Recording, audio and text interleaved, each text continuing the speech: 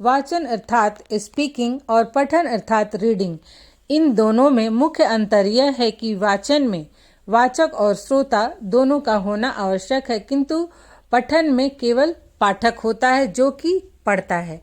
Hello everyone, मैं doctor Nilima. आज इस वीडियो में मैं बात करूंगी सस्वर वाचन या पठन और मौन वाचन या पठन में क्या अंतर है।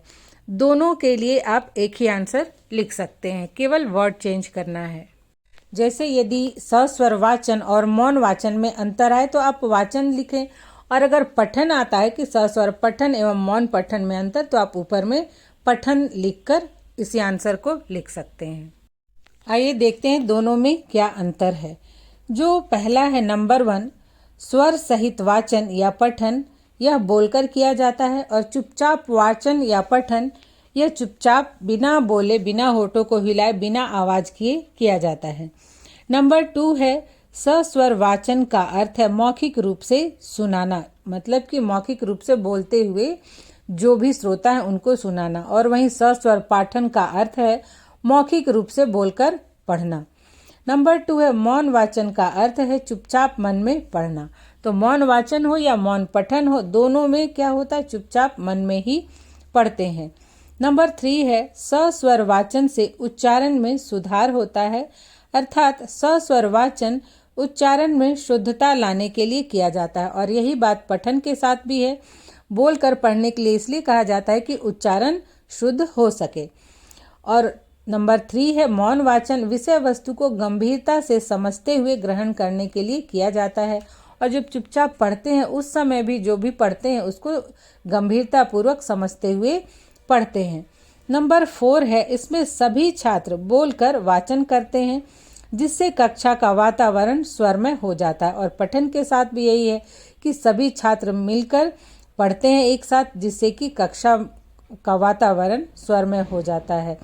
और मौन वाचन में कक्षा के सभी छात्र चुपचाप वाचन करते हैं, इसलिए कक्षा का वातावरण शांत रहता है। पठन के साथ भी यही है कि मौन वाचन में कक्षा के सभी छात्र चुपचाप वाचन करते हैं, इसलिए जब सब चुपचाप पढ़ेंगे तो क्लास क्या होगा, क्लास में शांति रहेगी।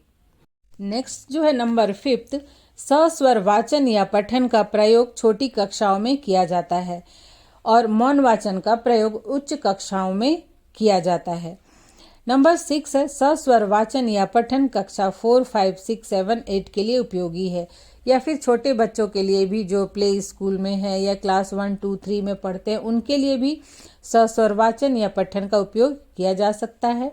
और मौन वाचन या पठन कक्षा 9, 10, 11, 12 और इससे आगे के छात्रों के लिए उपयोगी है। जो छात्र उच्च कक्षा में चले जाते हैं तो वो बोलकर शायद ही पढ़ते हों, चुपचाप ही पढ़ते हैं। किन्हीं किन्हीं को आदत होता है कि एग्ज़ाम के समय में बोलकर याद करें, नहीं तो अक्सर अधिकतर लोग चुपचाप ही पढ़ते हैं। नंबर 7 में है कि सस्वर वाचन या पठन के लिए यह आवश्यक है कि छात्र ध्यानपूर्वक सुने।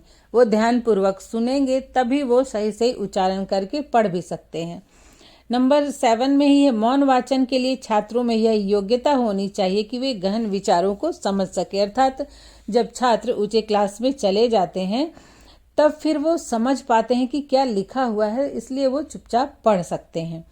नंबर 8 है सस्वर वाचन में पढ़ने तथा समझने की गति धीमी होती है, अर्थात जब बोलकर पढ़ते हैं तो उस समय थोड़ा धीमा पढ़ते हैं, और वही है मौन वाचन में पढ़ने एवं समझने की गति तीव्र होती है। चुपचाप पढ़ने से क्या होता है, जल्दी जल्दी सरसरी तौर पे हम पढ़ पाते हैं।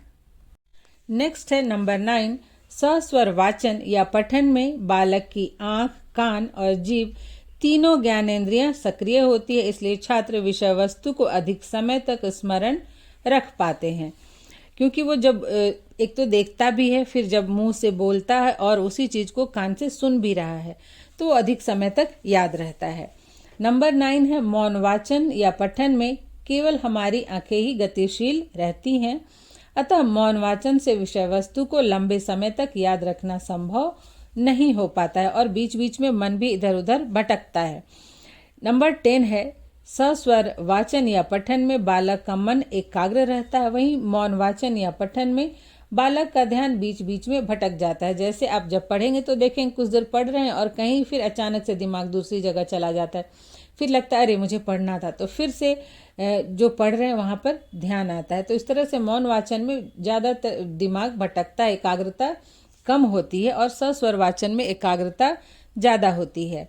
अब है नंबर 11, सस्वर वाचन या पठन द्वारा विषय वस्तु का स्थूल व सूक्ष्म दोनों प्रकार का अध्ययन संभव है। अर्थात जो भी शब्द है, स्वर, व्यंजन वगैरह, उसका उच्चारण अच्छे से कर पाते हैं, और जो उसमें लिखा गया गहन विचार है जो आप पढ़ रहे हैं उसका भी अध्ययन होता है।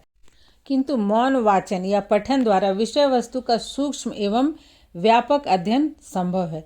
इसमें जो केवल लिखा हुआ है उसी को गहराई से, गंभीरता से पढ़ते हैं।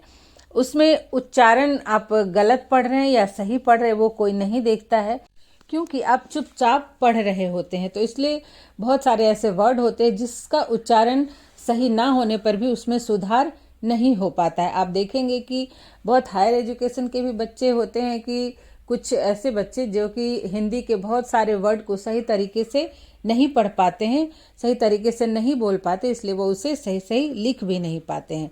तो इसलिए मौन वाचन या पठन द्वारा स्थूल अध्ययन संभव नहीं हो पाता है।